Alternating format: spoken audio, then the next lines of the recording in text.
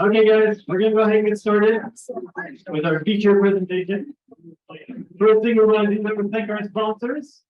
If you're not on this list, it's not too late. These are the people who really make it happen. Believe it or not, the tickets for this is actually, it's kind of expensive, $60, but it's actually at cost, actually a little bit less than cost. We make up for it with sponsors. So thank you, especially to our platinum sponsors, Rise and Raytheon, our gold sponsors, Mechanical Installation Solutions, AHA, and our silver sponsors. Like I said, if you don't see your company name on here, it's not too late. We have a fabulous deal on our website. Go to the website, sign up. By next month, you can have your beautiful logo on it. Okay, we're here today to learn about our new utility programs. So especially in Massachusetts, we just entered a new 3-year cycle. So the programs changed a lot from last year to this year. We heard a lot of confusion about this. This was a very sought after topic. So we got the leading professionals from both Eversource and National Grid out here to tell us all about it. We got Zack, who is a commercial and industrial strategist and program. I forgot the official strategy guy. makes the programs, make them work. And same John from Eversource, similar role. John's going first, right? Okay, here you go, John. So much.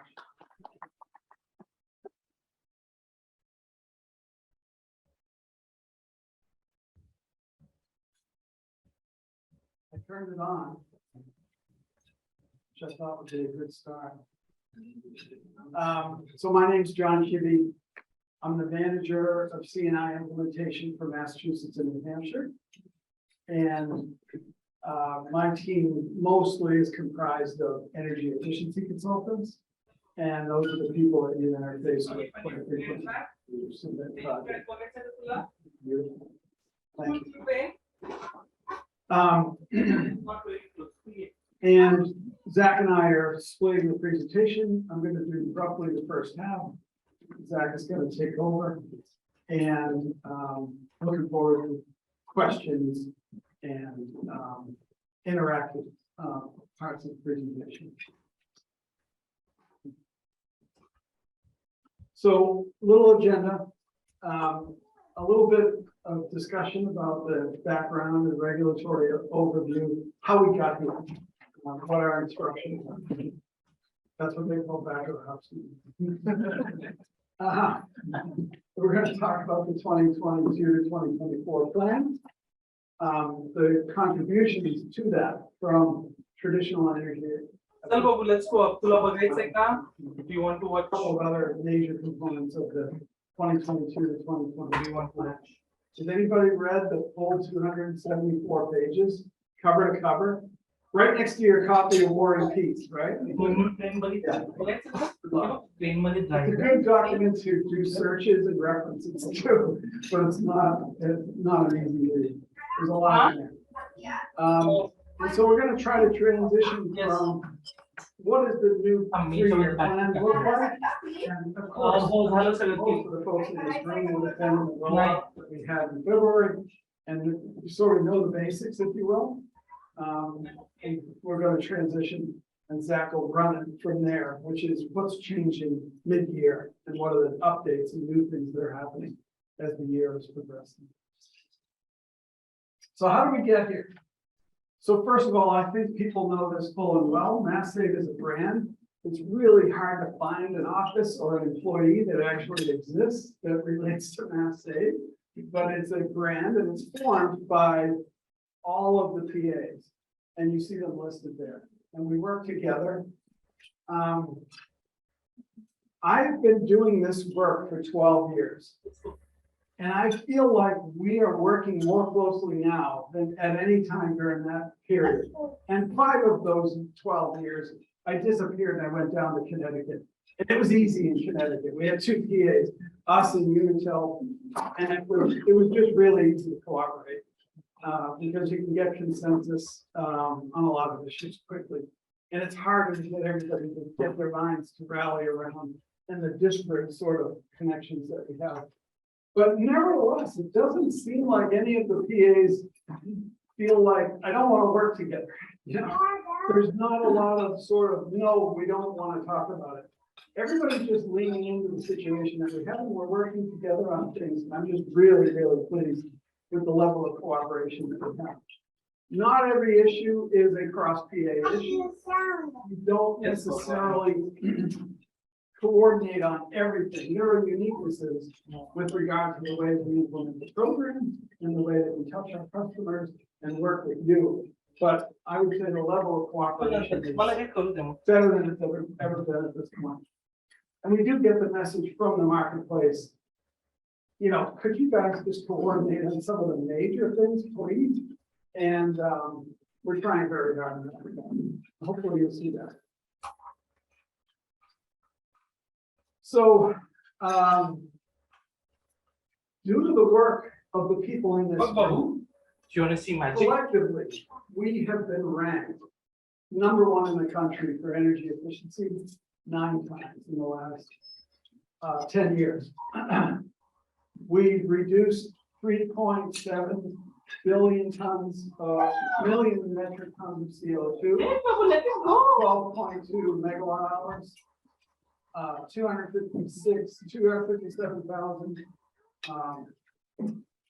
257 million therms, and $27 billion in total benefits. Generally, across a long period of time, the programs generate $4 of benefit for every dollar spent.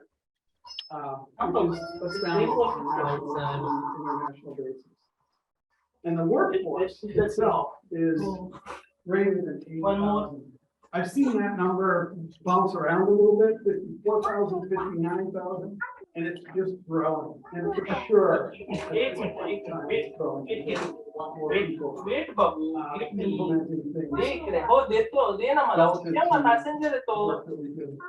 And you'll see that on the spend charts as well. There's a very good PDF for you to read and have available as a reference to talk to customers. And this presentation will be available through call. And that path is listed there. That path to carbon neutral document is very good. It's similar to a document that we've created in some other territories. And it really tells the story of energy efficiency and what we're doing collectively as a unit. So pat yourself on the back, because these achievements are not mine. I don't do anything. I'm barely a paper pusher. It's the work of the people in this room that makes it happen. So thank you very much. With regard to our interface with the regulators, major milestones listed on this slide. So in 2008, Green Communities Act came into play, which governed us to, within the energy efficiency program, pursue all cost-effective energy efficiency measures. Significant change point. In 2018, amendments came into play with the addition of electrification as a recognized measure. But importantly, in March of 2021, the Climate Act was enacted in the state of Massachusetts, and significant greenhouse gas reduction goals were put into play. And that turned everything that we were working on its head, because implementing a greenhouse gas reduction strategy as opposed to just delivering energy efficiency benefit strategy is completely different. It's an honor for all of us to be asked to do this. What the state is telling us is essentially, you guys do nothing but achieve goals. We should change the goal. We want you to do something completely different. And so we're being trusted to do this. And wait till you see the next slide. In July of 2021, the specific goals were put in place for EE, and in February 2022, after a lot of rework, negotiations, modeling, blood, sweat, tears, and everything that goes with it, the plan was approved. And what does that plan include? So when you see some of the numbers, I think this will become more clear on the charts than it does through the word. But traditional energy efficiency is a huge part of this plan that we're in. It's very tempting to focus on all the new shiny objects, but traditional energy efficiency is a really important part of the plan that we're going in. And I think when you see the charts, you'll internalize that hopefully really well. Of course, electrification is a big part of what we're doing. And it's an effort to decarbonize the way that people use energy in their buildings. Theoretically, it's a very simple strategy. If everybody's pulling power from the grid and all the power going to the grid is renewable power, we're in good shape. So this is an effort by the state to achieve greenhouse gas reduction goals. There's a huge equity component to the work that we're doing and a huge equity component to the work that we need to do. We need to reflect our society in the people who do the work. We need to reflect our society in the people that we're delivering the programs to. And when the data shows us that we're not getting to certain neighborhoods, when the data shows us that we don't really have workers that represent the full society that we have a problem. So equity is a huge piece of this 3-year plan, and there's a lot of effort going into that. Eversource is just about to release its RFP for small business, and that RFP also includes municipal and what we call BPA for the mid-sized customers. And there's an equity component built into that. We want to have a better understanding of how your companies are comprised. We want to have a better understanding of what the ownership of the companies are. We want to have a better understanding of where you are in the communities that you come from and where you are in terms of the communities that you're serving. Big equity component. Hard to really put that in a sort of, we need this many million kWh goal terms, but make no mistake, equity is a big component of the plans now and going forward. And then workforce development, these two are interrelated in the whole business of giving more people an opportunity to be part of that enormous workforce that we have. And that there are lots of needs for. I would say a little bit more on the residential side than the commercial industrial side. But we get reports from the contractors that we work with continuously. I can't find anybody. I need somebody to do this work. You need to help me figure out how to bring some people in. And that needs to be in that same equity lens, trying to recruit companies that reflect society and recruit employees that reflect society. So workforce development, equity, highly intertwined together. And then of course, there is the skill set.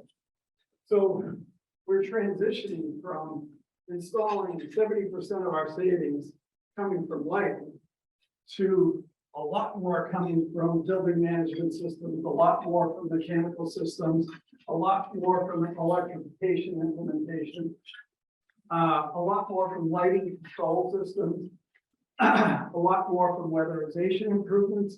And so that's going to mean we're going to need either a lot more skills underneath the companies that you run, or a lot more skills by other people who are going to be sitting to the right of you and to the left of you. In any case, there's a huge workforce development component for us to take on these new challenges that we have. Let's go to questions for a couple minutes. Sure. So for my piece, I've only got like 2 more slides to show some numbers. I think the budget changed in the 2021 to 2020. Sorry. Yes. The 22 to 24 plan versus the 2018 to 21 plan. If I remember the numbers correctly, something like 2.6 billion to over $4 billion. So massive growth as far as the amount of investment that the state is backing these efforts with. It's very tempting to sort of look at certain activities and say, wow, they're taking money away for that. And it doesn't seem like it's as attractive as it was. The amount of investment growth is absolutely enormous. You have to look at the detail to sort of understand where it's going and what it's paying for. And when you see these charts, you'll see there's some shrinkage of normal electric savings. And, oh, beautiful, perfect. So this shows that number that I just quoted, 2.7 million going up to 4 billion. It's 2.7 billion going to 4 billion across the 3-year plan, all PA. One 3-year plan versus the other. The blue bars, the blue sections show the components of resi, income eligible, and C&I. And so you can see the large amount of growth pertaining to C&I in there as well. And then the plan benefits jumping during that same 3-on-3-year period. So if you're uncertain as to whether or not energy efficiency is going away or shrinking or somehow pulling back in some way, this is a really, really good chart to keep in mind. Huge, huge amount of growth. And Zach prepared these, and then they're incredibly effective. So the next two charts, you're going to see blue and orange. The orange pertains to electrification. So it puts into perspective across the 3-year plan, when does most of the electrification plan to happen? We're in the early adopter phase right now, that's 2022. If you look at the end of the 3-year plan, that's where the big bang, that's where the balloon payment has to happen. And so a lot of the electrification that we're building up now is truly early days. There's plenty of electrification projects happening in the state. We have to do a little bit more to recruit the people who are doing that work. We have to connect the dots. We have to make sure that all those sites are weatherized. There's a lot of yeah, but things associated with the work. And I would say the biggest and most principal challenge for us in the C&I space is finding delivered fuel sites to do that work in. That's where the greatest impact is with regard to greenhouse gas reduction. So the left shows the spending and the right shows the portfolio savings. This drop is really pertaining to blue bars, really pertains to the amount of benefit that we're receiving from the still huge amount of lighting activity that we're doing. So everybody's still doing lighting. Lighting is a very compelling build savings thing that you can do to build energy efficiency in your facility. But from a benefit point of view, we don't really get that much benefit from it. And the reason for that is, the assumption is, if you held on for 2 more years and you just went down the street to buy something to replace what wore out, you would be getting an LED device anyway. So the benefit from LED lighting is just depleting as time goes on. Yes, we all know the build savings is tremendous, but as far as the way that it hits this chart, big drop. So the electrification component now comes in this 3-year plan. And again, big bang in the 3rd year of those 3. This is the gas program.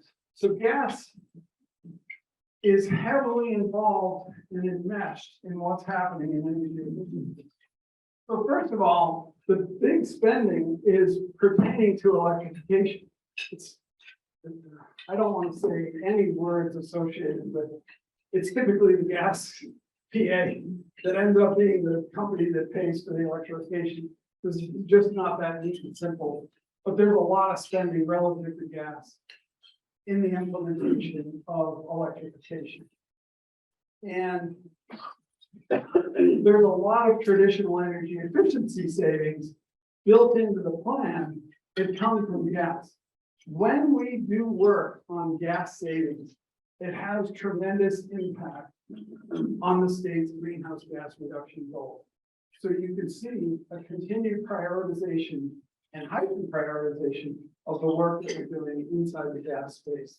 This is industrial customers, this is weatherization. Our building stock in New England is horrible, and we really haven't even done that much to weatherize the building stock. in the CNI space, in New England. So a lot of benefits built into the gas portfolio. And you may interpret or hear things, what are you guys gonna do with the gas business anyway, you know? But you can see from these charts, gas is a huge component of the 3-year plan that we're in, and it's gonna continue to evolve. So I'm gonna hand it over to Zach, but just pause for any intermediate questions. Go ahead. Are there going to be incentives for people who burn gas today to switch to electric? Appliances, boilers, is that in the plan? So if they have gas on the site now, whether or not they will be receiving incentives to switch to electrification? Yeah. Absolutely, and that's what the orange bars are there. Got about 20 million in year 1, stretching up to about 50 million in year 3, the plan. Yes, straight up, yes. Is that limited to, in the CNI space, is that limited to a certain annual utilization, or is it open? On the amount of time they would use the electrification equipment. It's not limited. There's no requirement for how much they use it. If it goes prescriptive, there are suggested switchover points, but it's not mandated. If it goes custom, we would need to quantify how much it's going to operate throughout the year, and that would dictate how much of a custom incentive you receive. Yeah, there's not a requirement. It will change how much incentive you receive on the custom side. Thank you. Same table. Yeah, it looks like the gas spending stays pretty level from the past 3 years, but then the savings jump up. Do you know what that's based on? So there's a lot of things that go into that. One is a big push for weatherization, which I'll talk a little bit about more. We've not done a ton in the past because it wasn't cost effective. There's a requirement to make sure our programs are cost effective. And with those, we have longer measure lives. So the right chart is lifetime savings. So I think the average, weighted average of all of our lifetime gas net was about 10 years, and insulation gets 25, and air sealing gets 15. So punch a little bit above the weight in the savings stuff things. Lifetime savings. One in the back corner though. Yeah, it's just a follow-up on the original question. On the additional incentive to electric. Yeah. So when the chart is showing why Yeah. only because they're trying to get rid of the gas incentives. Like provision, furnaces. That's not my understanding of it. The way we got to the Climate Act allowed the Secretary of the EEA to set a goal for mass save programs on CO2 emissions level. And we had to find a way to get there. And so it was how we could displace enough fossil fuels in order to reach that goal. My knowledge is not phasing out fossil fuel equipment incentives. But there could be discussions that I'm not part of. Sorry, that's not that final answer. Yeah, well, 2 things. So Zach and I are going to be able to speak mostly to the activities in the CNI space. And some of the activities in Resi breeze past us just because there's too much to keep up on. But the adder that I wanted to throw in is we are seeing, when the plan was built, it was assumed that most of the electrification was going to happen in sites that could accommodate some form of a heat pump.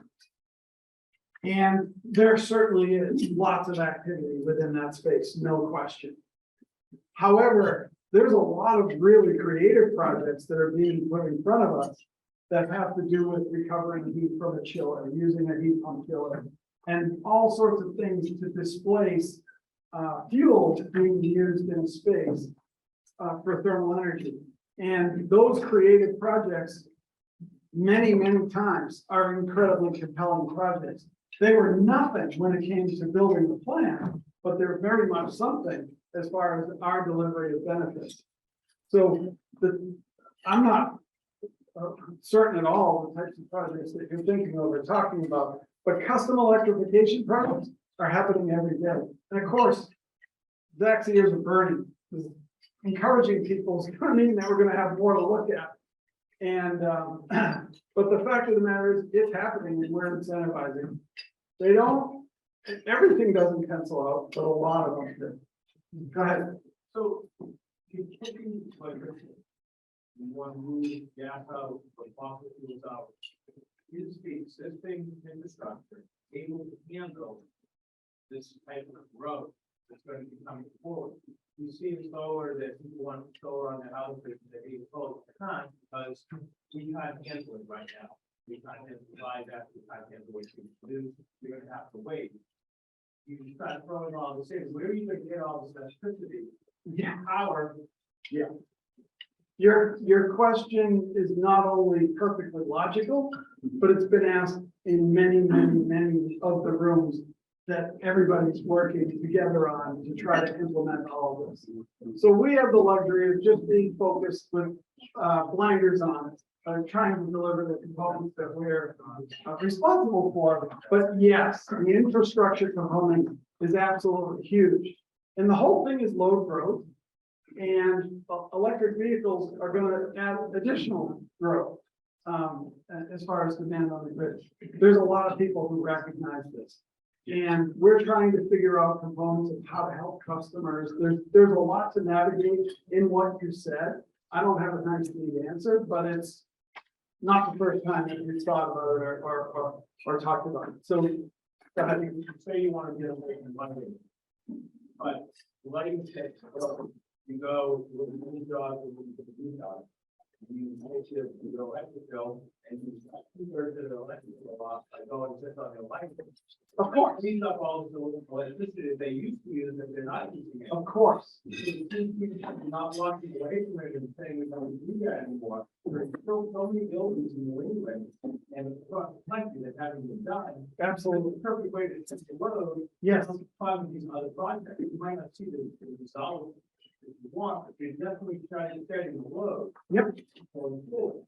Yep. 100% agree. The only thing that you said that I don't agree with, I never said we want to get away from lighting. So lighting, traditional energy efficiency, absolutely massive and enormous part of this plan. We don't want to get away from lighting. Now, we could argue about the numbers because lighting is being cost effectively implemented with the incentives that we're able to provide. We absolutely positively don't want to walk away from lighting. Jim, go ahead. Yeah, big picture perspective. We've been told that by 2050, natural gas won't be available anymore. All right, that's the goal we've heard. We've been told that under the renewable portfolio standard, we're gonna be on 100% renewable power in the 2040 thereabouts. All right, it's going to change based on what's going on. I understand the process. My bigger question is, the reason we have reduced so much carbon footprint from the Northeast is because of the conversion to natural gas. And now we're slapping it across the face. Understood. No, I'm serious. This is basically, Of course. we got a 60% reduction in carbon discharge from the Northeast because of natural gas. Yep. And I understand this is political driven, not necessarily technical driven. And you guys have the fun job of figuring out how to do it technically. I'm just asking the But I question. think what you're going to see is the whole thing is going to evolve. And new layers are going to, 6 months ago, there are things that we didn't know or understand about how we were going to do this that are starting to become Polaroid pictures that are coming into more focus. And so too is the case with the gas system. Kathy, you're- All right. Yeah. I don't want to get too bogged down in the whole gas and electric. Yep. I do want to say that there is going to be an energy outlook forum in January. These questions you're asking are very important. Grab Richie or me after the meeting, give us your topics. We're putting the agenda together now. And those are the kinds of things we need to be digging into for that meeting. Okay, that's it. Okay. Why is roof insulation only lasting 15 years? Well, IRS says 25. Insulation gets to 25 air seal. That's not been my direct experience with utilities in the past 3 months. So we're worried about that. We cannot electrify anything without adequate insulation savings. Take that back. Whoever it is that needs to. And tomorrow morning, there's a presentation on a prescriptive weatherization. Thank you very much. That would be good. That was one thing. And the other thing is, do you have insurance for Steve? Question over here. Hang on. We're still. Okay. The question was if we have incentives available for CHP. Technically, yes, in reality, very, very difficult. The way the CHP was, UER asked us to take it out, DPU told us to put it back in, for some stipulations added to it, so that it has to be cost effective, not increase CO2 in the year 2030, and save energy from an MFTU standpoint, and comply with the renewable portfolio standard. That only allows for biomass, biogas, renewable natural gas, or hydrogen, landfill methane, hydrogen generated from electrolysis with renewable electricity. So, yeah, I am actively looking for ways, projects to do so. I That was really good.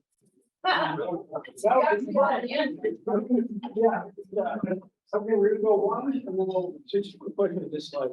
So am I reading it correctly that the planned gas incentives spending, that would be, let's say, year 2024, 60% of the spending would go to electric current gas systems? That's right. yes, that's the project. And then in 2024, that the savings that we anticipate from that would result in about, what, 10, 12, 13? gas portfolio. Okay, so is that a great competition or why is it such a ratio? These are BTUs, not CO2. So the problem we run into with electrification is it's not just the gas displaced. You also have to pay a penalty for the electricity increased. And so, So it's a great composition factor in no, it should. It's just the kilowatt hour. It's not looking at what's generating in kilowatt hours. It's just the 3.412 and the BTUs per megawatt hour. Increase the electricity usage, so the penalty is associated with it. And that's why electrification projects don't have great MMBtu savings or energy savings. We get our programs look more at benefits, and there's I think 42 different benefit streams. CO2 is one of them, which is what makes electrification projects more favorable to the program. So it's not, this is one place where electrification sort of screws up the thinking that we've had in the past, like easy. There used to be an easy alignment where save as much energy as you can, and that will directly translate into benefits. That's no longer the case when it comes to electrification, because there are those other elements that you have that large potentially associated with. So it is, it ends up in situations like this, because energy savings is not as good as the other types of measures.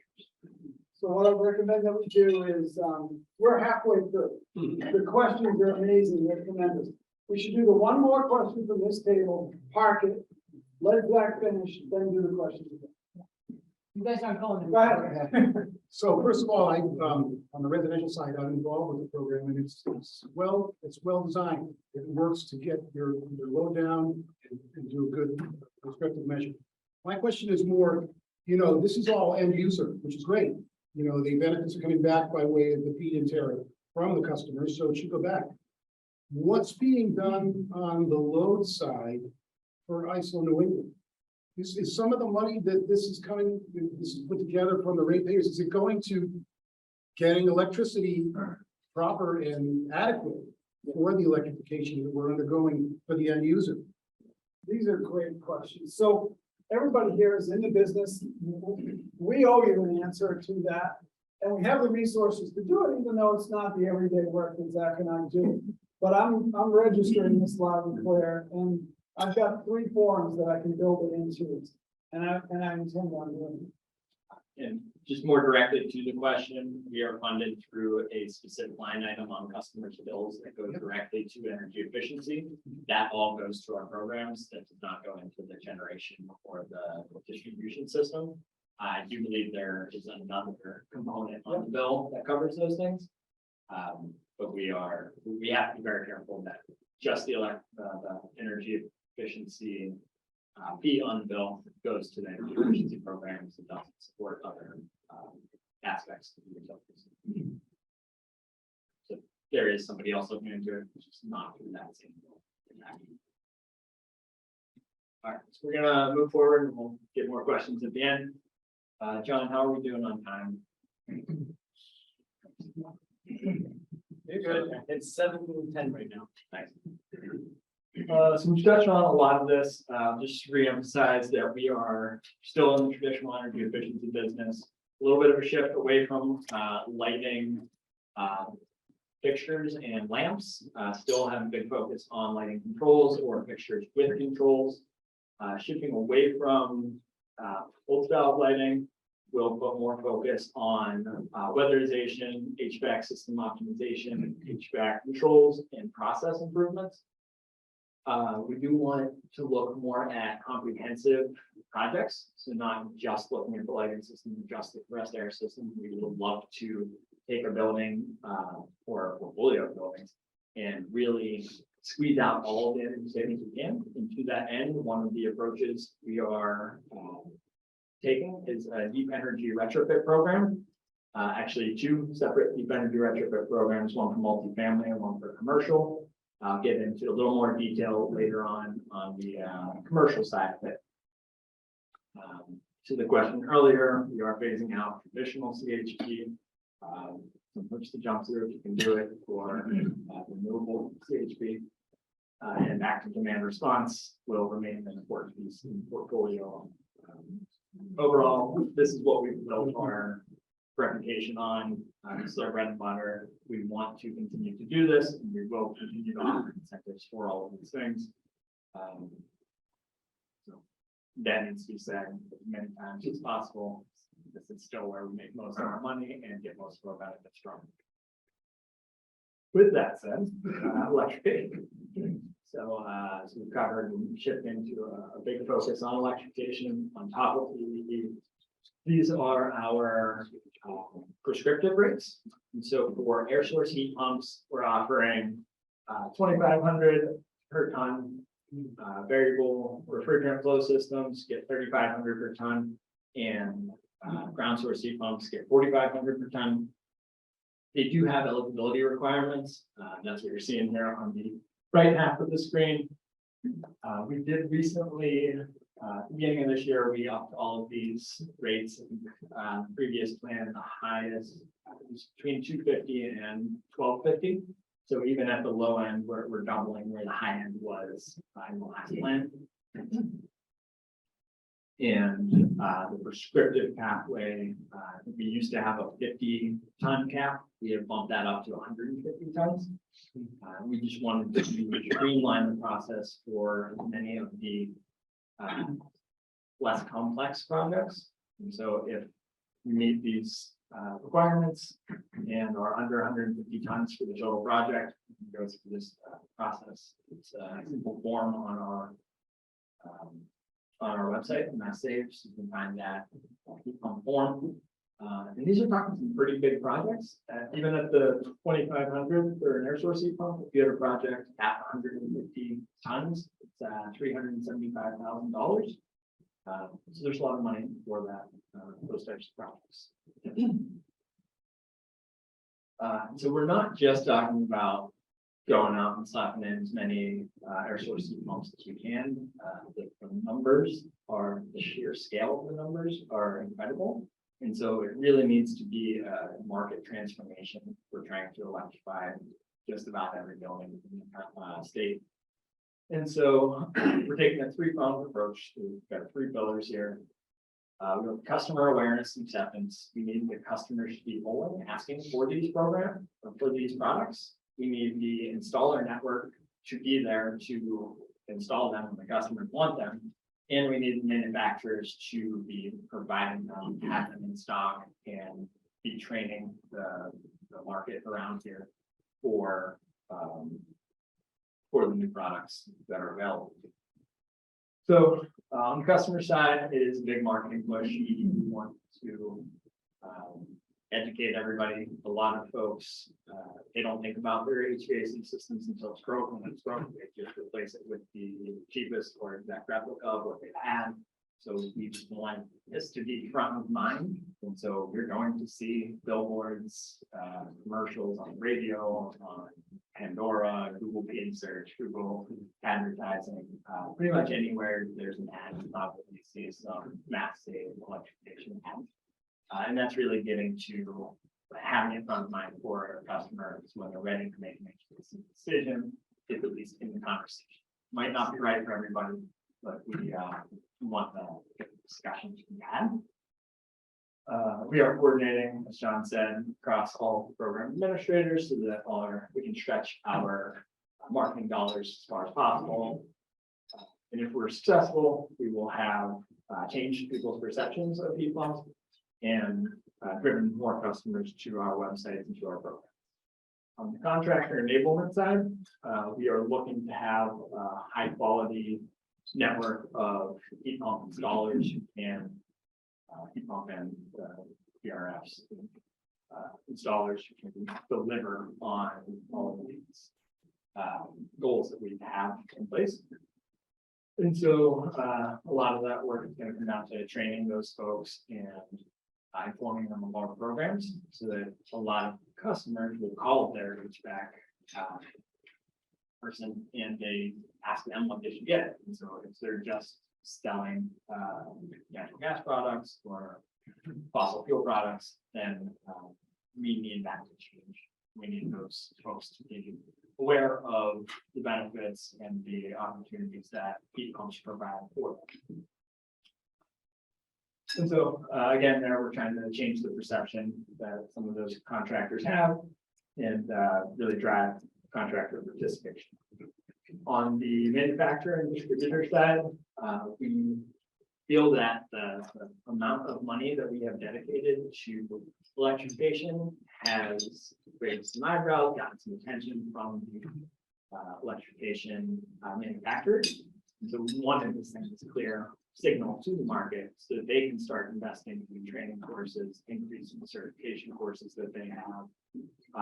They can help with bringing in the contractors and increase their stocking practices so that they have the equipment on hand whenever jobs start. So we think with this three-pronged approach, we can reach the goals that we've set in front of us.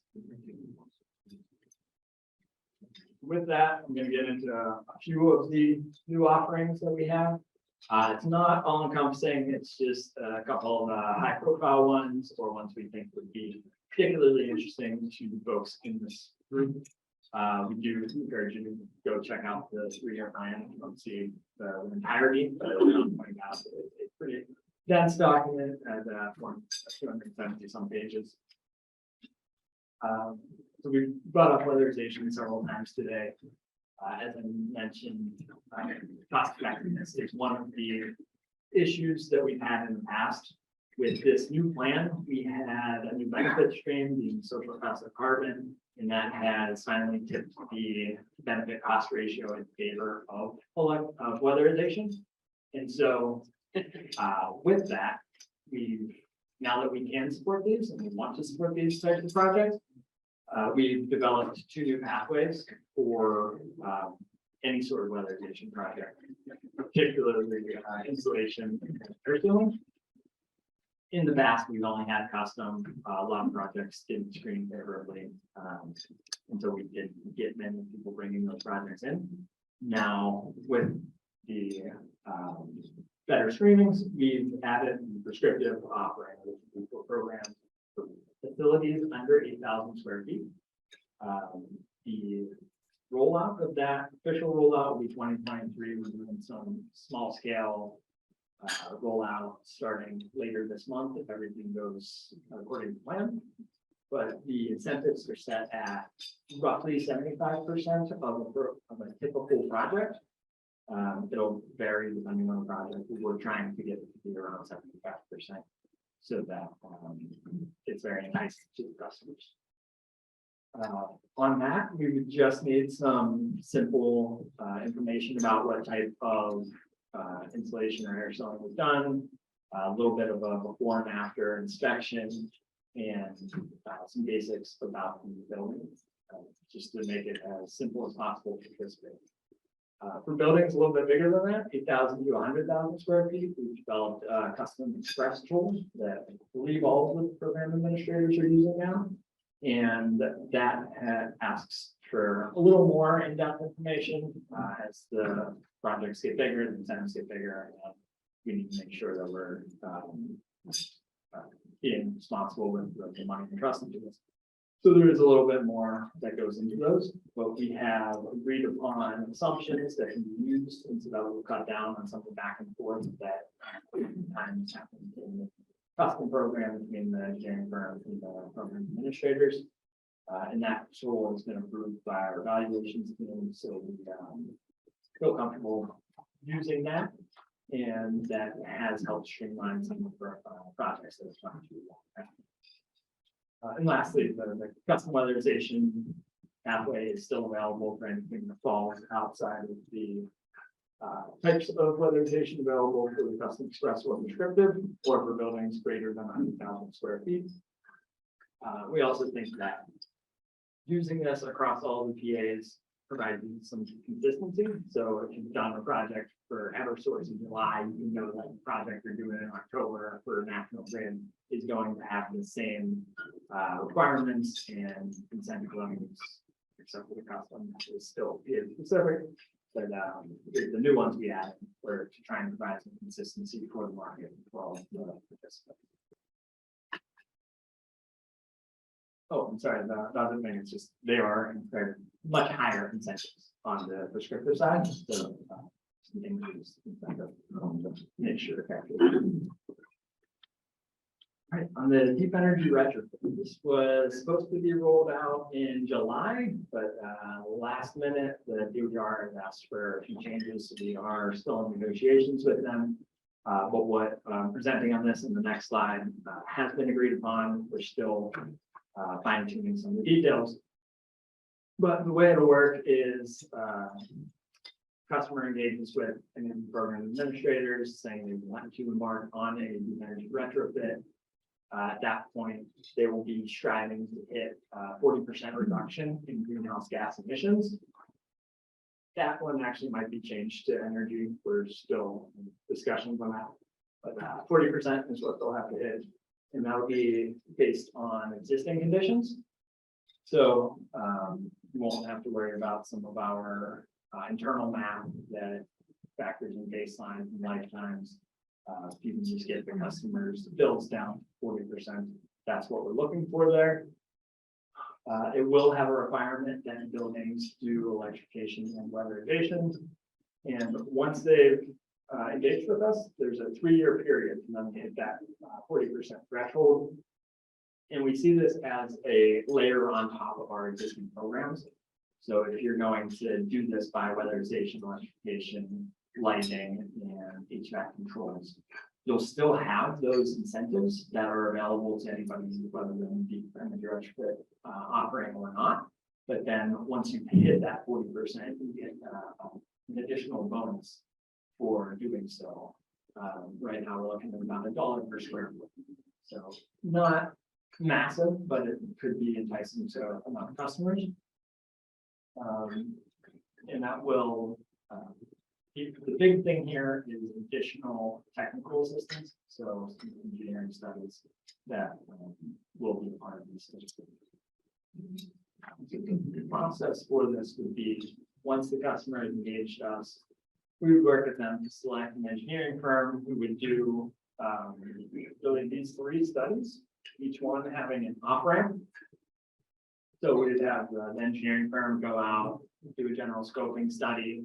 They could say at that point, like, hey, electrification is not going to work for this building. And at that point, we can exit and still be able to do all the other measures, but it would be outside of the energy retrofit. And in the scoping study, we're looking to see if approximately they would be able to find 40% savings. And that would be another offering that they couldn't, but ballpark figures, if they think there is that opportunity there, they would progress to a deeper deep energy retrofit study, similar to an energy audit. Level 2 is what we're looking for from Astro perspective. At that point, we would want hard numbers, and we would be able to say, if you do these 5, 8, however many energy efficiency measures it takes to get to 40%, that would qualify you as a deep energy retrofit. And then the last part of that TA study process would be a strategic plan, so that the engineering firm would help the customer understand the proper sequencing of projects. The obvious one that comes up frequently is doing the weatherization prior to electrification, so that we can right size your system. I'm sure there are other examples, but that's one more. At that point, if in the TA study, there was also identified some measures that need commissioning, and on these we're thinking more on the control side. We do have additional funding available through this program for the commissioning agent. And at that point, we would bring on the select the vendor to do the measures and bring on the commissioning agent at that point. We would do the projects, and then once they're all done, the customer would get their incentive payment. And there is going to be a marketing piece to celebrate people who do the deep energy retrofits, leaders in the energy efficiency world. We are not sure what that looks like. We've got 3 years to work on it, so that'll be coming as well. We are hoping that this launches in the next month or so. It's depending on internal discussions. Small equipment electrification. It is a small portion of our portfolio, but there's been some interest, especially in the municipal sector. Really anybody who takes care of their own landscaping around their buildings. So we have 2 sectors. There's one target towards landscape businesses and one towards individual property owners. And that would be based on the battery capacity of those pieces of equipment. So we're looking the larger incentives for the bigger equipment, the smaller ones for the smaller. It's just really an entry point for anybody who is sort of anti-electrification or thinks you can't replace a gas engine with electric battery. So it's not the same as an SUV or anything, but that's the thought that some people would say, hey, my lawnmower actually runs on electric. Maybe I could switch to my heating or my car. It's a small thing. It might just be a talking point with all your customers if they're interested in it. And then the last thing was we were a material handling company switching from typically propane forklifts to battery forklifts. There's an incentive for that as well. And these are all on our massive website. If you want to look at the applications or get more information about what exactly is available. We are updating our energy management system offering. We're now calling it a building management system offering. to add a little complexity there. It will be a sort of hybrid prescriptive custom process. The incentive is prescriptive, so you will know how much your project will be available for, how much incentive will be available for your customers based on some pretty straightforward parameters.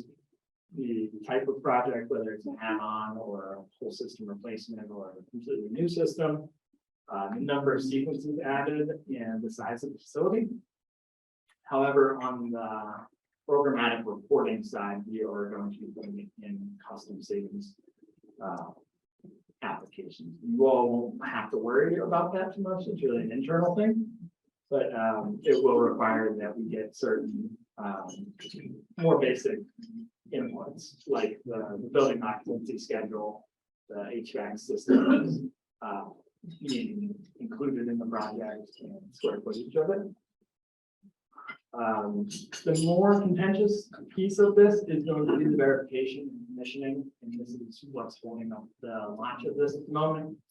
A lot of what we've heard about the existing program, the EMS offering, is that what is planned is often not what is still there 2 years down the road whenever our evaluators go in. And so there's a mixed bag of what was designed wasn't appropriate for the building, but more often what was designed was not implemented on day one. And so when those are identified, we lose all the savings. It's not good for the customer, it's not good for our programs. And so this is an attempt to get out.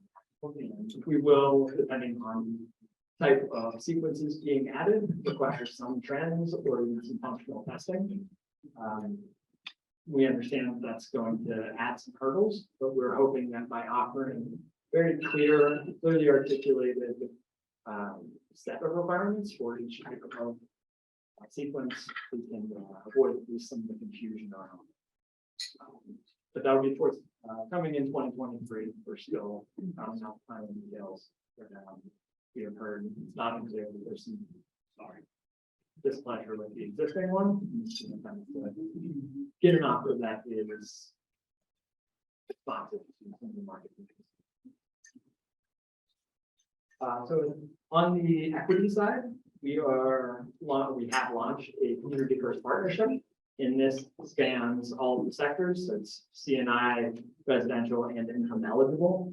And it is a partnership between municipalities, particularly ones that have not participated at the same levels as other municipalities in the state in years past. And so it's really a collaboration between the program administrators, the municipalities, and then sometimes nonprofits within the towns to act as a trusted partner for some of the residents and small businesses in the town. So how this manifests on the commercial industrial side is in the small business space. We do Main Street efforts where small business vendors will go out with the towns and their representatives to do some canvassing and energy audits. And by doing so, the hope is there's more participation in those towns because they're being reached in a way that is specific to them. And so there are some places that have language barriers and they take translators, or the mayor is a trusted figure and they'll do a campaign publicity piece beforehand so people know it's coming. That's just one of the new things we brought out in an attempt to drive equity and participation across the state. And it also opens up a two-way channel. So we're getting feedback from the towns on what's working, what's not working, so that we can make changes more quickly than waiting for evaluations to happen years down the road. And John also mentioned workforce development being a big component here. This is just some of what we have going on, mostly on the CNI side, where residential is doing a lot as well. And there will be more to come. So we've always offered the building operator, for the last couple plans we've done building operator certifications. There's also code and standards trainings. The Massachusetts Energy Efficiency Partnership puts on webinars and used to be in person. I think we're trying to get back to in person on those. General topics of interest. Recently, we've done heat pumps and weatherization and heat pumps. And then on the new construction side, there's a lot of trainings for passive pumps. And then also the heat pump installer network is more targeted towards residential, but we are looking to adopt some of the practices for the residential sector. And this is on top of some work CDC is doing that we are funding in partnership with them. And then lastly, these aren't necessarily new, but I want to make sure you're aware of. The first one is the 3-year plan, where you can find it. If you don't have access to this, you can just go to the ma-eeac.org website, and it's very easy to find once you search for it. There's also mass save data, and that would have all of our participation from previous plans. And as we submit annual reports, they get added to that. So you'd be able to see everything right now through 2021, the past participation where we've achieved savings, really ton of data that anyone would be interested in, I imagine you can find there. And then lastly is this is fairly new, it's about 2 years old, the customer profile data tool. And so this is a screenshot of it, but you can get data visualizations on a lot of different things, like which towns are participating at which rates, what end uses are driving savings in gas versus electric, how each PA compares to each other. I would encourage you to go check it out. If you're a little bit of a data wonk, that's a fun place. You can download the data and do more with it if you really want to. But it's pretty user friendly, filter options, and segment programs in a variety of ways. So yeah, if you, that is all we have. I know there were a ton of questions before.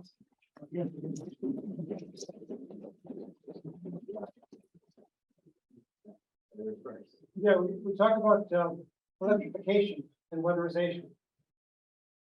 Commercial buildings, we're talking about the CNI market right here. We have an issue that weatherization is not that big of an impact on commercial buildings because we have a thing called ventilation. The amount, and there is no, and actually just came out with a brand new standard last week, the new 62.1 to meet all not only the COVID and all of other standards. What it really comes down to is a much more interactive ventilation control system in buildings is going to be a bigger impact than weatherization is going to make. Yeah, and energy recovery too. I know in Maine, they're spending a lot of money right now on energy recovery as part of their programs this year. That's a big change they just made. So I'm just throwing that out to you. So there's other states that are doing different.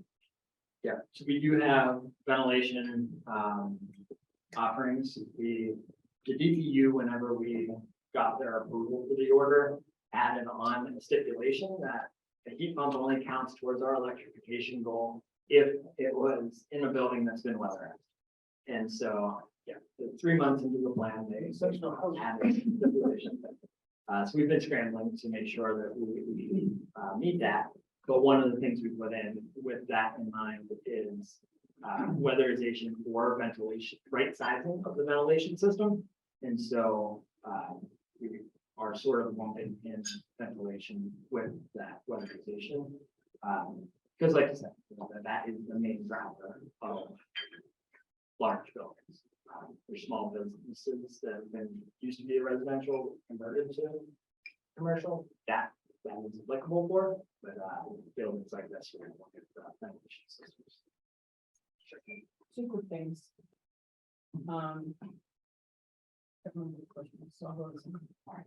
So, energy management systems. For the past 5 years, I've been working on this. You know, there's a 1945 Barbara Coleman thermostat hanging on a wall, pneumatic system, where 10% of the system works. And the answer comes down, no, we're not eligible for restricted government system. Over and over and over. And then I get frustrated, so I get the engineer, and I'm watching, bring him down, and walk the building, and say, well, how about if we model it? How about if we throw some some data loggers and show you that this building is not set back. In fact, we can demonstrate, we can do something in the middle of the night. And we do that and deliver to it, and they say, yeah. Are you gonna change? So it comes down to the baseline in that, sat with our evaluation team and third-party evaluators. In the last, let's say, year or two, there was a study that was done, found to be inconclusive. And so we wrote a opinion memo, say, outlining 6 different scenarios in the case of whether it's new replacement or failed system, flanking on the others, but it did open the door to a few more scenarios in which we would be able to support those. I can share that. It is also on the EAC website. I can share that with you. Reach out. Yeah, I mean, it's a huge project. Yeah. Humongous. So just so you know, and none of this is gonna work without controls. So. Would that qualify for custom? Could you, because It was custom. yeah, so it wouldn't qualify for prescriptive reviews, but if you It did qualify for, I mean, it qualified, but things were way, we're talking about incentives that were ridiculously. Prices. So I just remembered my second question. The deep energy retrofit, is that gonna, so if you had 2 of those choice, if you had weatherization and heat pumps, electrification, is that a deep energy retrofit, or do you need more measures? If you are able to reach 40% with just electrification and weatherization, that would qualify. Okay. Most of we've done a handful of sample scenarios. Together, they hit roughly 25% of the greenhouse gas emission reductions or 20% of the energy usage. So there could be some scenarios where that Depends on what you said. And 40% per year, or cumulative over the 2 years. cumulative over the 3. So you'd have to start. Starting at 50% a year, 2 years. So yeah, if your building is using 100 MMBTUs in year 2022, by 2025, if you've gotten that down to 60 MMBTUs, that qualifies. And the BMS, as it's being designed, as it will be rolled out, it's going to have a set number of existing condition scenarios that are easy to understand and yea or nay, they fit as you can describe it. And then you're in, and they're doing say. So it's a simpler intake. We're hopeful, we want to be in this business, we know we have to be. And we want to open doors to be able to do that. Actually, 2 things. One, You're picking up the Kathy method. So she's done that twice. I know. And I was gonna call her out on it, but now it's a trend. We're gonna be up to 5 pieces a month. So I was noticing that for your gas for electrification was $50 million was 2024. I'm just gonna give you an example. We got a 50,000 square foot building. Our budget's 1.5 million to electrify it. Without any, and half the terminal systems are already want to start some months. We're gonna have to play it. What's the acceleration rate of that $50 million? Because it's only 50,000 square foot building. Boston has 1 billion square feet. I got you. So I mean, I've done a couple other ones, No, you're right. you know. So we actually designated Ron Galuli to answer this question.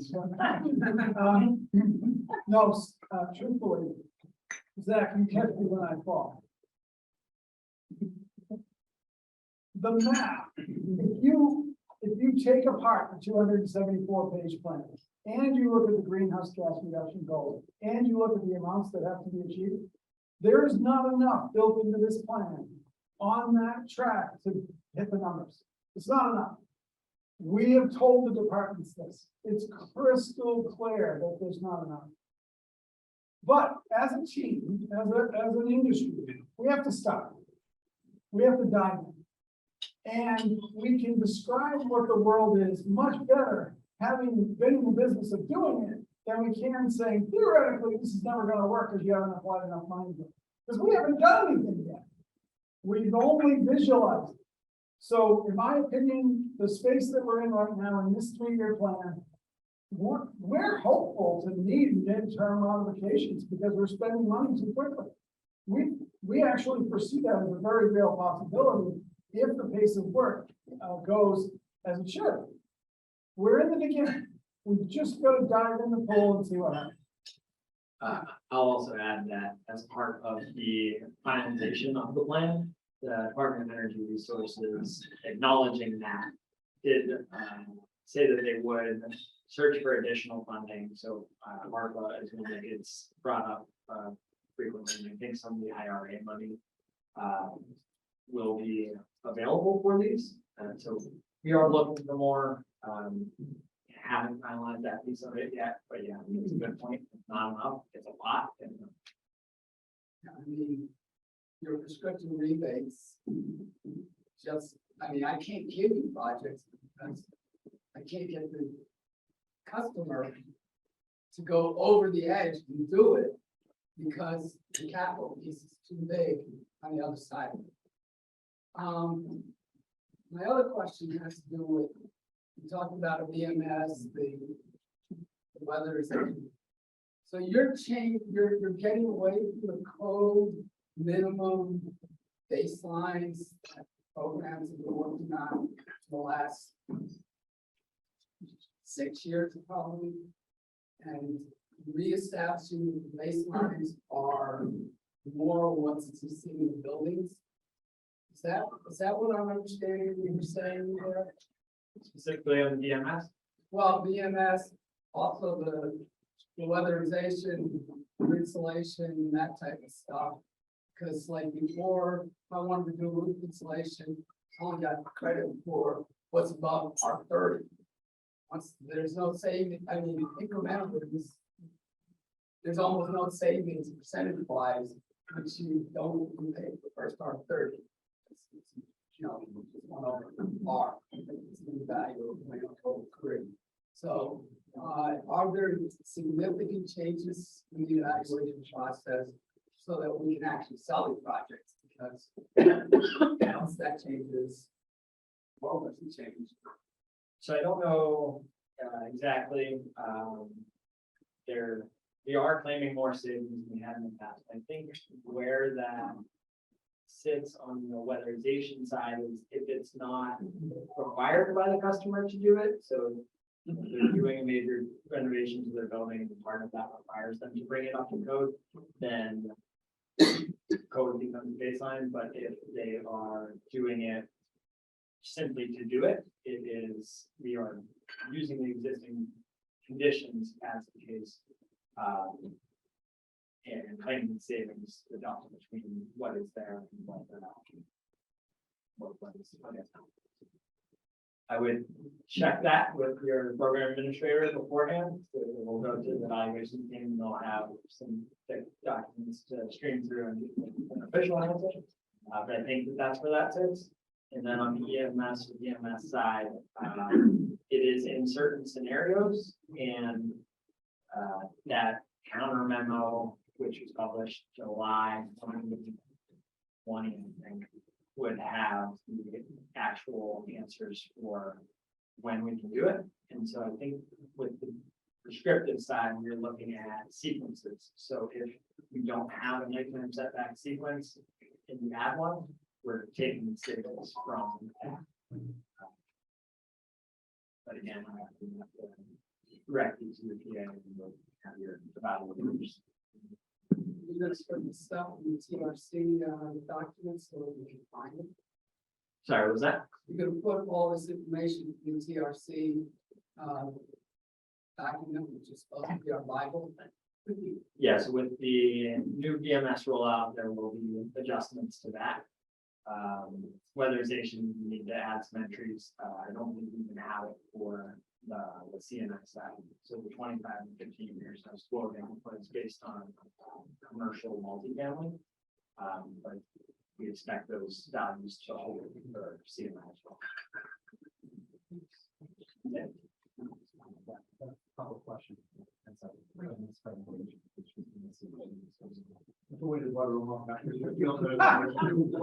I'm worried about it. Don't embarrass our table.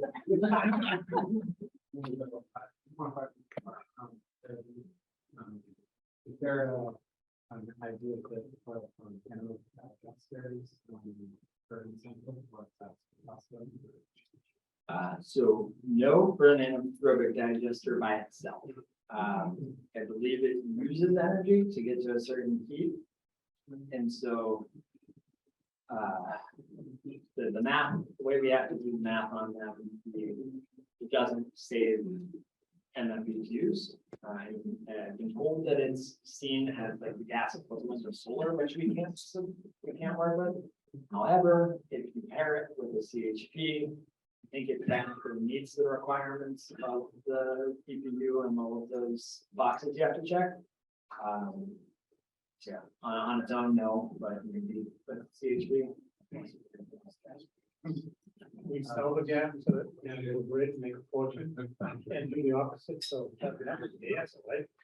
Because you guys are buying it, he wants to make it, That is not my department, but it sounds like a good idea. just saying.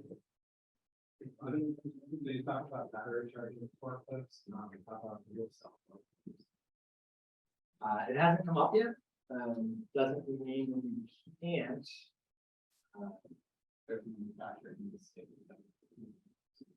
I would suggest reaching out, we have a group called MTAC.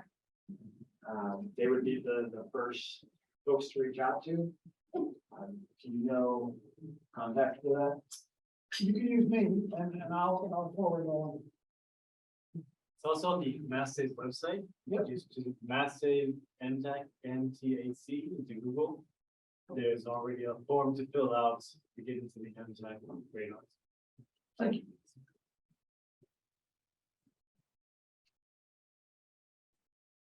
My rating of an audience is no tomatoes, lots of questions, and you passed both of those tests. That was wonderful. Just a reminder, if you have supply questions that you want to address at the Energy Breakfast Forum in January, issues, topics, things that are driving you crazy, send them to Rich or me via email or get us after this meeting. We're putting those agenda, that agenda. Just a general question. You mentioned that there were 42 or some factors that go into the calculations. Can you share what some of those are? In addition to carbon and what else you're looking at? Sure. So there's on the electric energy side, there's on peak, off peak, summer and winter, and then there's demand, summer demand and winter demand. Gas side is on the electric. There's still distribution, transmission, something called DRIPE, Right. Capacity, greenhouse gas, reliability. There's a lot of benefits. Are there any non-energy? Also non-energy impacts. Water, maintenance, those kinds of things? or- Operations, safety. Even like, even if we did memorize the whole thing, it's 42 of that. I mean, the list would wash over my head if I would receive it in December. If you email me, we can give you the list, or it's in the plan too. There's a lot of benefits. We file our benefit cost model along with the plan. So in that same link, there should be each of our program administrators list that, and each column in the house from the tab is a different benefit or cost stream. And so you'll be able to see all of it. All right, so the last official question, the speaker is going to stay for a little bit later, but we do want people home. Thank you guys so much for coming. It's been a very long time, but I think this was the perfect conversation to come back to. Every table is full with a very engaging conversation. I think it's really magical that we can take not a break, but we can not be here in person for 2 years and come back and we have the exact same culture that we had before. So thank you guys, everybody, for making this possible. See you next time. Stay after for questions, and thank you for our speakers.